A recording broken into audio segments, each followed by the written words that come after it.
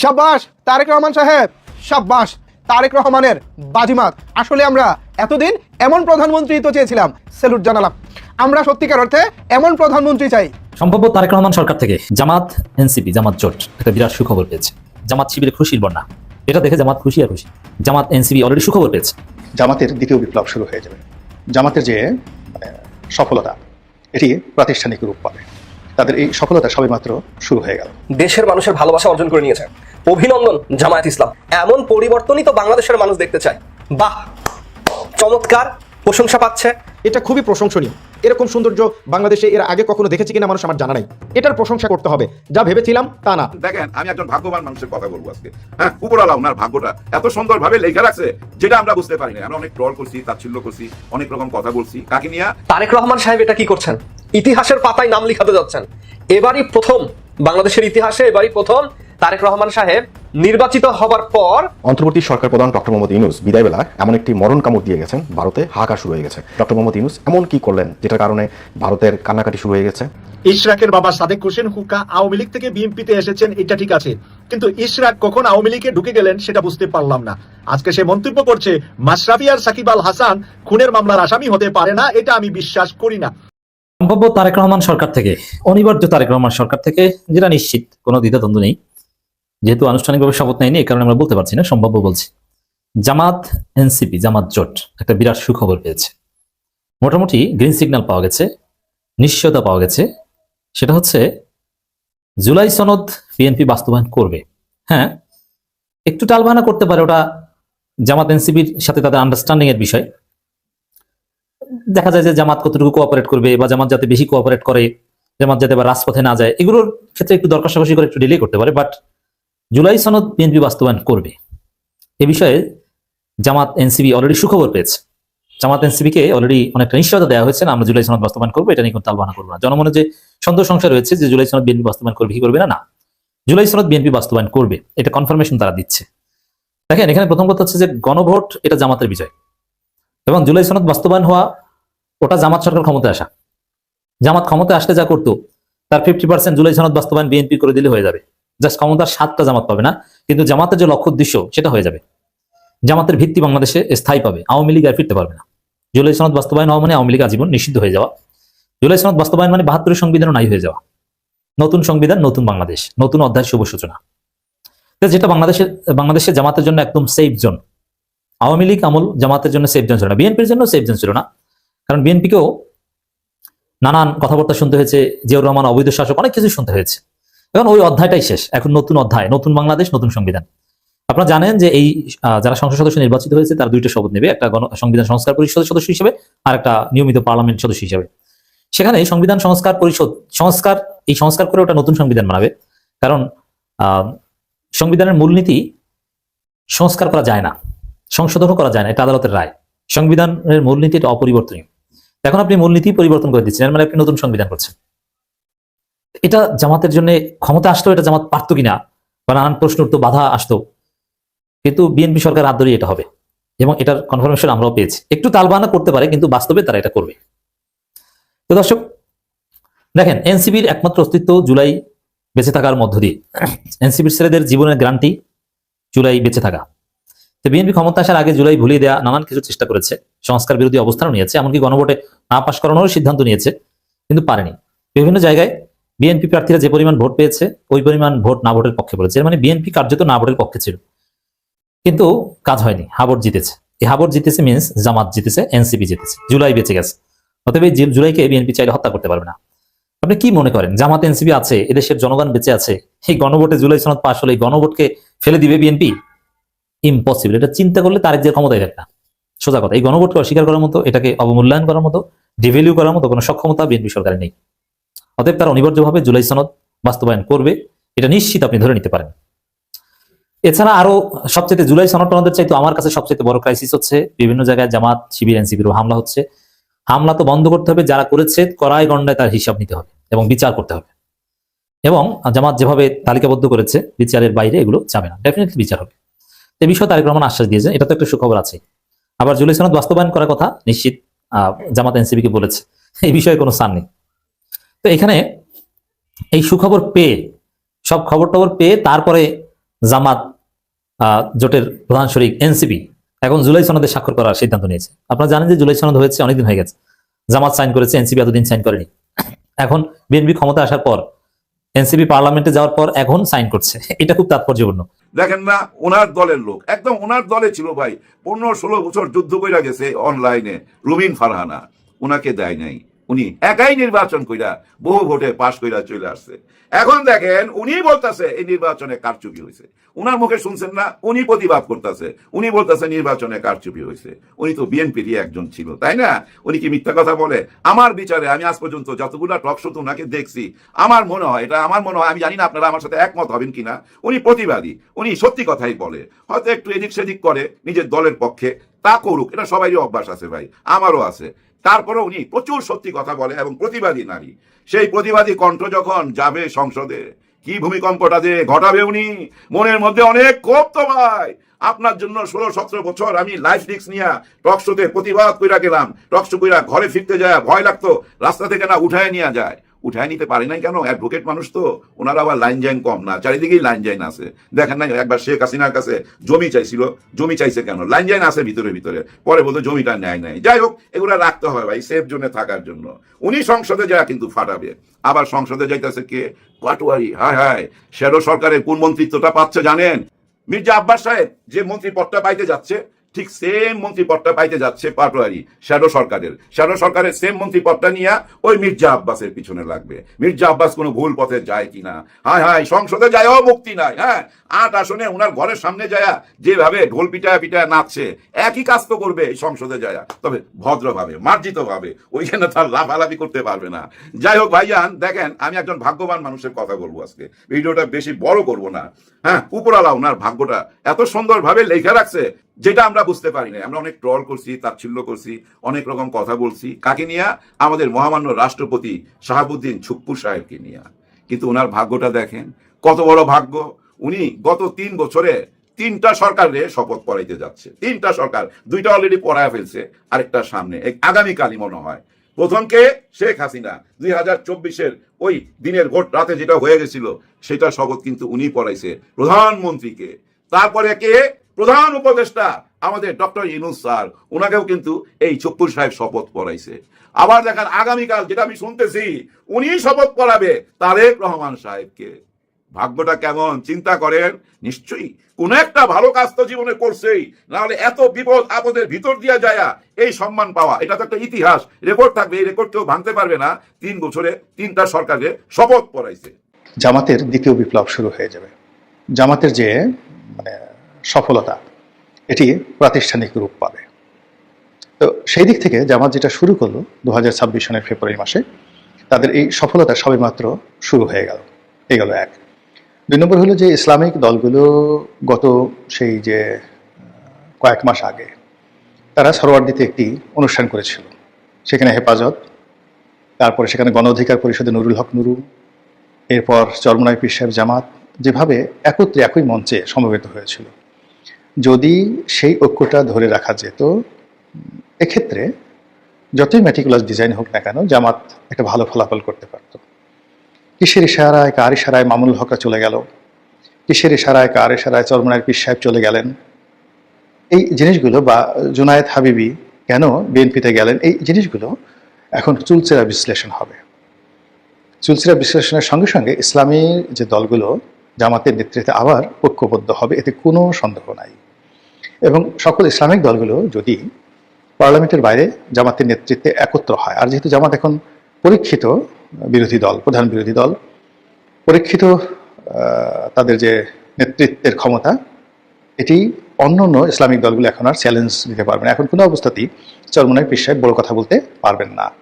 তো সেই অর্থে যদি জামাতের নেতৃত্ব মেনে নিয়ে একটা বৃহত্তর মোর্চা হয়ে পড়ে বিরোধী দলে, আর পেছন দিক থেকে যদি আওয়ামী লীগ বাতাস দেয়, তাহলে সরকারের জন্য রাষ্ট্র চালানো কঠিন বিষয় হয়ে পড়বে এবং জামাতের দাবিদারি করা ছাড়া মূলত তখন সরকারের আর কোনো ওয়ে থাকবে না।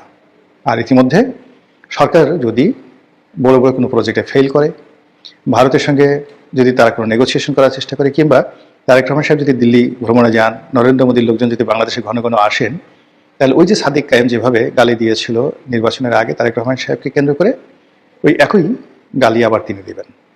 তাদের ভয় কেটে গেছে। তারা মানে এখন মানে যারা আছেন জামাতের অন্যান্য এনসিপি যারা লোকজন, তারা ইউনূস সাহেবকে গালি দিয়েছেন, শেখ হাসিনাকে গালি দিয়েছেন, তারেক রহমান সাহেবকে 1, 2, 3, 4, তারপরে তারেক রহমানের ঢ্যাস মার, তীরের ছেলে কাউয়া, তারেক আমার ঢ্যাস, এই কথাগুলো তারা বলতে বলতে মাছ ভাত হয়ে গেছে। বলে তারেক রহমান সাহেব ক্ষমতায় গেছেন, প্রধানমন্ত্রী হয়েছেন, দে ডোন্ট কেয়ার। তারা ক্যান্টনমেন্ট ভেঙে দিতে চেয়েছে, তারা সেই সেনাপ্রধানকে নিয়ে আজে বাজে কথাবার্তা বলেছে।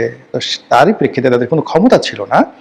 তখন যদি তাদের এই সাহস হয়, আর এক্ষেত্রে যদি সংসদে তাদের 70টির মতো প্রায় আসন থাকে, উচ্চকক্ষে তাদের সিট থাকে, এরপর নারী আসনে, সংরক্ষিত আসনে তাদের প্রতিনিধিত্ব থাকে, তাহলে সেক্ষেত্রে জামাত এনসিপির যারা নেতৃবৃন্দ গত 17 মাসে যে সকল বড় বড় কথা বলেছে, সেই বড় বড় কথাগুলো সুপারলেটিভ ডিগ্রি হয়ে বিএনপির বিরুদ্ধে এটি প্রয়োগ হবে।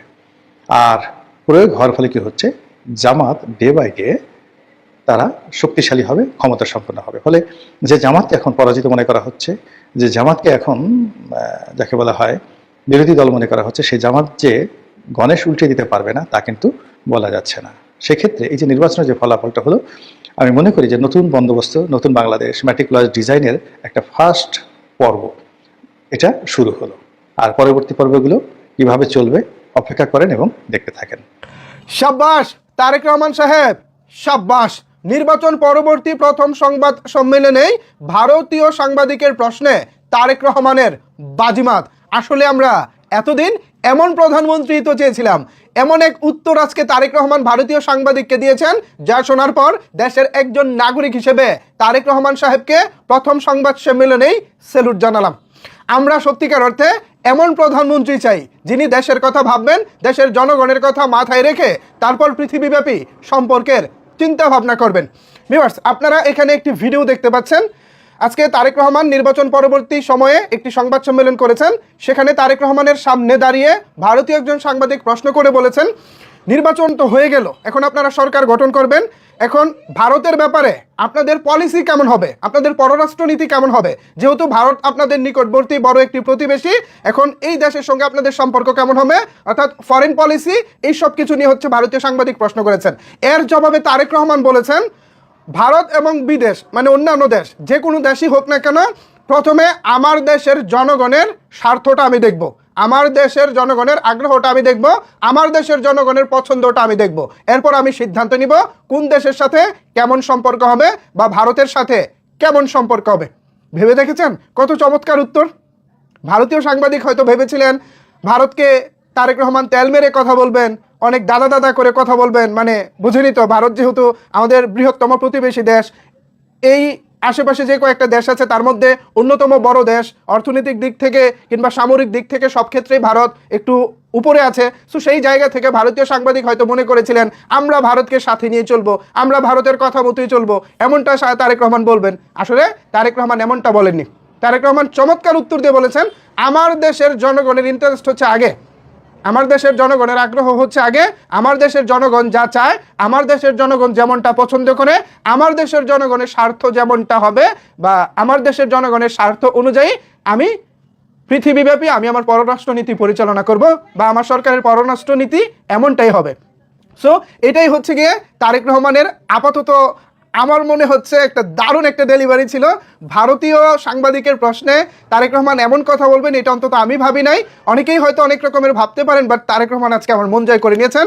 মোদিজি যা ভেবেছিলেন বা যা ভাবতেছেন হয়তো পরবর্তী বাংলাদেশকে নিয়ে, সেটা হয়তো বা খুব একটা সোজা হতে চলেছে না, অনেক কঠিন রাস্তায় হয়তো পাড়ি দিতে হবে। বিগত 1.5 বছর ধরেই তো মোদিজি নানাভাবে বাংলাদেশের সঙ্গে আসলে কুলিয়ে উঠতে পারছেন। এখন তারেক রহমানের পররাষ্ট্রনীতি কেমন হবে সেটা তো সময় বলে দেবে। এখন প্রথম যে সংবাদ সম্মেলন ছিল, আপাতত আমি তারেক রহমানের বক্তব্যে একদম 100% স্যাটিসফাই। নির্বাচনের দিন সন্ধ্যার পর থেকে বাংলাদেশ জামাত ইসলামী 11 দলীয় ঐক্যজোট এবং সারা বাংলাদেশের মানুষ একটি বিষয়ে ঐক্যমত্যে পৌঁছেছে যে নির্বাচনে ব্যাপক অনিয়ম হয়েছে, কারচুপি হয়েছে, ভোট ডাকাতি হয়েছে, ইলেকশন ইঞ্জিনিয়ারিং হয়েছে। জামাত ইসলাম এই দাবিটি খুব বেশি উচ্চকিত করতে পারে নাই কারণ তাদের হাতে কোনো মিডিয়া ছিল না। আর সন্ধ্যার পর থেকেই মিডিয়াগুলো একসাথে ঝাঁপিয়ে পড়েছিল এই মিডিয়াকুর মাধ্যমে ফলাফল আটকে দিতে। এই অভিযোগ জামাত ইসলাম শুরু থেকেই করে আসছিল এবং আমরা এটি দেখেছি। 11 দলীয় জোটের এই অভিযোগ যখন বাংলাদেশের তথাকথিত কিছু সুশীল সমাজ তারা পাশ কেটে যেতে চাচ্ছিল, অগ্রাহ্য করছিল, আমলে নিতে চাচ্ছিল না, এবং তারা এটি বলতে চেষ্টা করছিল যে প্রত্যেক নির্বাচনের পরেই প্রত্যেকেই এ ধরনের কথা বলে। সর্বশেষ 11 দলীয় জোটের এই অভিযোগ সত্যে প্রমাণিত হলো। এটা জেনতেন কোনো অদুমধু যদুকদু এই সত্যতা প্রকাশ করেন নাই। এই সত্যতার স্বীকৃতি দিয়েছে ট্রান্সপারেন্সি ইন্টারন্যাশনাল বাংলাদেশ, অর্থাৎ টিআইবি। এটি একটি আন্তর্জাতিক সংগঠন, আপনারা জানেন। বাংলাদেশে তার শাখা, যার প্রধান হিসেবে দায়িত্ব পালন করছেন ডক্টর ইফতেখারুজ্জামান। তিনি নির্বাচন পরবর্তী সময়ে ত্রয়োদশ জাতীয় সংসদ নির্বাচনের সমস্ত বিষয়গুলোকে একসাথে করে তিনি একটি সাংবাদিক সম্মেলন করেছে। আপনারা ইতিমধ্যে সবাই সেই সাংবাদিক সম্মেলনটি শুনেছেন, দেখেছেন। জামাতের অভিযোগের সাথে টিআইবির ওই রিপোর্ট হুবহু মিলে গেছে। বরং কোনো কোনো ক্ষেত্রে জামাত যতটুকু অভিযোগ উত্থাপন করতে পারে নাই, এনসিপি যতটুকু অভিযোগ উত্থাপন করতে পারে নাই, 11 দল যতটুকু অভিযোগ উত্থাপন করতে পারে নাই, তার থেকেও ভয়ঙ্কর কিছু তথ্য উঠে এসেছে টিআইবির রিপোর্টে। আর টিআইবির এই রিপোর্ট যখন উঠে এসেছে, এই রিপোর্ট প্রকাশ হবার সাথে সাথে ইসি এবং বিএনপি উভয়েই একটি বিপাকের ভিতরে পড়ে গেছে। তাদের কপালে একটা ভাঁজ পড়ে গেছে। ইলেকশন কমিশন তো রীতিমতো তার থরথরি কম্প শুরু হয়ে গেছে যে এইরকম হম্বিতম্বি করলাম, আমরা পৃথিবীর শ্রেষ্ঠ একটা নির্বাচন উপহার দিতে চাইলাম, সেই নির্বাচনে এই অবস্থা। 11 দলীয় জোটের পক্ষ থেকে বারবার বলে আসা হচ্ছিল, বারবার দাবি করা হচ্ছিল যে এটা অবাধ, সুষ্ঠু, নিরপেক্ষ নির্বাচন অনুষ্ঠানের সক্ষমতা এই বর্তমান ইসিরও নাই, অন্তর্বর্তীকালীন সরকারেরও নাই। কারণ নির্বাচনটা হচ্ছিল বিগত 3টি নির্বাচন যারা করে দিয়েছিল, রাতের ভোট, আমিডামি ভোট এবং বিনা ভোটে 151 জন ক্যান্ডিডেট পাশ করার মতো ভোট যারা করে দিয়েছিল, সেই লোকগুলোই এবারের নির্বাচনে দায়িত্ব পালন করেছে। তাহলে তাদের কাছ থেকে কোন ধরনের নির্বাচন আশা করা যায়? বারবার তাদের বিরুদ্ধে অভিযোগ দেওয়ার পরেও ইলেকশন কমিশন, অন্তর্বর্তীকালীন সরকার কেউ এটিতে কর্ণপাত করেনি। ফলে বিএনপির সাথে তাদের এক ধরনের একটা নেগোসিয়েশন হয়, সেই নেগোসিয়েশনের ভিত্তিতেই এই নির্বাচনটি করা হয়। টিআইবি রিপোর্টে কি উঠে এসেছে, তারা কি বলেছে, সেই বিষয়টি আমি আপনাদের কাছে একটা করে বলবো। তার আগে আরেকটু কথা, যেটা এখানে সম্পূরক কথা বলে নেওয়া ভালো। এই নির্বাচনটা সেনাবাহিনী যথেষ্ট চেষ্টা করেছে। সারাদিন মাঠের যে ইলেকশনটা, ভোট গ্রহণের যে প্রক্রিয়াটা, এইখানে সেনাবাহিনী চেষ্টা করেছে নিরপেক্ষ থাকার, এবং তারা ঝঞ্ঝাট মুক্ত, গোলযোগ মুক্ত একটি নির্বাচন উপহার দেবার চেষ্টা করেছে। কিন্তু তারা কিছুটা সফল হলেও একেবারে অজপাড়া গায়ে যেখানে যেখানে কিছু কিছু জায়গায় তারা সেখানে যায় নাই। তো যখন সেখানে যায় নাই, ওই জায়গাগুলোতেই জয় পরাজয় নির্ধারণ হয়েছে, এবং এটা কিন্তু প্রি প্ল্যান, পূর্ব নির্ধারিত ভাবেই এটি হয়েছে। আর তার চূড়ান্ত রূপ পরিগ্রহ করেছে ভোট গণনার ক্ষেত্রে গিয়ে। এখন টিআইবি রিপোর্টে কি উঠে এসেছে? ইফতেখারুজ্জামান তার যে রিপোর্টটি প্রকাশ করেছে টিআইবির, সেখানে তিনি দেখিয়েছেন যে এই ইলেকশন পরবর্তী সময়ে, আমি নিচের দিক থেকে আগে বলছি, বেশি গুরুত্বপূর্ণগুলো পরে বলছি। ইলেকশন পরবর্তী সময়ে সহিংসতার ঘটনা ঘটেছে 125টি। অর্থাৎ নির্বাচন যে 12 তারিখে হয়েছে, এই 12 তারিখ সন্ধ্যার পর থেকে 16 তারিখ পর্যন্ত মারামারি, অগ্নিসংযোগ, প্রতিপক্ষের বাড়িতে হামলা, মারধর, হত্যা, অগ্নিসংযোগ, এই ধরনের ঘটনা ঘটেছে 125টি। আর এটি কারা ঘটিয়েছে আপনারা সবাই জানেন। টিআইবি সেটা তুলে ধরেছে, পুরাটাই বিএনপি ঘটিয়েছে, অন্য কেউ এখানে তো দায়ী নয়। এর জন্য অবশ্য জনাব তারেক রহমান তিনি ভালো একটি উদ্যোগ নিয়েছেন, কয়েকজনকে বহিষ্কার করেছেন, কয়েকজনকে আইনের হাতে সোপর্দ করেছে। আজকেও কোনো একটা জায়গায় একটা পুরা ইউনিয়নের কমিটি ধরে বাতিল করা হয়েছে, তাদের কার্যক্রম স্থগিত করা হয়েছে। এই অবস্থা। তার মানে টিআইবির যে রিপোর্ট এবং বিএনপির যে এই যে বহিষ্কার বা কমিটি স্থগিত করা, যেহেতু এক হয়ে যাচ্ছে, তার মানে এই রিপোর্টের সত্যতা আছে। যেদিন থেকে নির্বাচনের প্রচারণা শুরু হলো, সেদিন থেকে নির্বাচনের দিন পর্যন্ত প্রার্থীরা আচরণ বিধি লঙ্ঘন করেছে 99%। বুঝতে পারছেন তাহলে কি মার্কা নির্বাচন হয়েছে? 99% আচরণ বিধি লঙ্ঘন হয়েছে, কোনো পদক্ষেপ নিতে পারে নাই, কোনো ব্যবস্থা নিতে পারে নাই। আমরা দেখি নাই কি ব্যবস্থা, আপনারা কি শুনেছেন কারো বিরুদ্ধে কোনো ব্যবস্থা নিয়েছে? প্রতিপক্ষের এজেন্টকে কেন্দ্রের ভিতরের থেকে বের করে দিয়েছে বা ঢুকতে দেয় নাই, এজেন্ট দিতে দেয় নাই, এরকম ঘটনা ঘটেছে 14.3%। সংখ্যাটা কিন্তু একটু মাথায় রাখবেন আপনারা। 14.3% কেন্দ্রে প্রতিপক্ষের এজেন্টকে ঢুকতেই দেয়নি। তাহলে এই 14.3% আপনি যে কেন্দ্রগুলো আছে, এই কেন্দ্রকে ভাগ দেন, 14.3% করেন তো। 53টা আসন জামাত যে ঘোষণা দিয়েছে যে 53টা আসনে ফল পাল্টে দেওয়া হয়েছে, ওই জায়গায় যায় কিনা? ওই জায়গায় চলে যাবে, মিলে যাবে, একদম চেলচেলায় মিলে যাবে, না মেলার কোনো সুযোগ নাই। এইবার সবচেয়ে ভয়ঙ্কর যে জিনিসটি, সেটা হচ্ছে ভোট গ্রহণ শুরু হবার আগেই পূর্ব থেকে ব্যালটে সিল মারা ছিল, অর্থাৎ সিল মারা ব্যালট বাক্সের ভিতরে ঢোকানো হয়েছে, এর সংখ্যা হচ্ছে 14.3%। এটি আমি কিন্তু বানিয়ে বলছি না, আপনারা যে কেউ টিআইবি রিপোর্ট দেখে নিতে পারবেন। তাহলে বাংলাদেশের জনগণের দোষ দিয়ে লাভ নাই। অনেকেই জনগণকে দোষারোপ করছেন যে জনগণ ভোট দেয় নাই, জনগণ চাঁদাবাজদের ভোট দিল, ইত্যাদি ইত্যাদি বলার চেষ্টা করছেন। জনগণ ভোট ঠিকই দিয়েছে, কিন্তু জনগণের ভোটের সঠিক প্রতিফলন ঘটে নাই। আমাদের এই জাতির আসলে দুর্ভাগ্য যে এই জাতি কোনোদিন ভালো হবে না। 17 বছর ধরে যারা ভোট দিতে পারে নাই, এরাও ভোট দিতে পারে নাই, ওরাও ভোট দিতে পারে নাই, অথচ সেই মানুষগুলোই সুযোগ পেয়ে আবার তারা আরেকজনকে ভোটদান থেকে তারা বিরত রাখলো, ভোট দিতে দিল না, ভোটাধিকার প্রয়োগ করতে দিল না। 21.5% জাল ভোট পড়েছে। আপনি হিসাব মিলান, এবার কিভাবে ক্ষমতায় এসেছেন হিসাব মিলান। আর সবচেয়ে মারাত্মক যে অভিযোগটা, যেটা সচরাচর ঘটে কিন্তু সেটার পার্সেন্টেজ থাকে কম, কেন্দ্রে যেতে, ভোট দিতে যেতে বাধা দেওয়া হয়েছে 46.5%। চিন্তা করতে পেরেছেন? অর্থাৎ 46.5% মানুষকে কেন্দ্রে যেতে বাধা দেওয়া হয়েছে, তাদেরকে ভোট দিতে দেওয়া হয় নাই। তারা ভোট দিতে গেছে, যাচ্ছে পথে, তাদেরকে ফেরত পাঠানো হয়েছে। এই যে এতগুলো অপকর্ম, এতগুলো অনিয়ম, এই সবগুলো ঘটেছে কাদের দ্বারা ঘটেছে? শাসক দলের দ্বারা ঘটেছে। মিডিয়াগুলো এগুলো কোনরূপ প্রচারণায় আনে নাই, কোনো প্রচার করে নাই। আমরা যতটুকু জানতে পেরেছি সোশ্যাল মিডিয়ার মাধ্যমে, এই যে টিআইবি যে রিপোর্টগুলো বলছে, এগুলো কিন্তু সব আমরা দেখেছি আগে থেকেই, কিন্তু আমাদের কাছে তো পার্সেন্টেজ ছিল না। আমরা জানতাম না যে এত বড়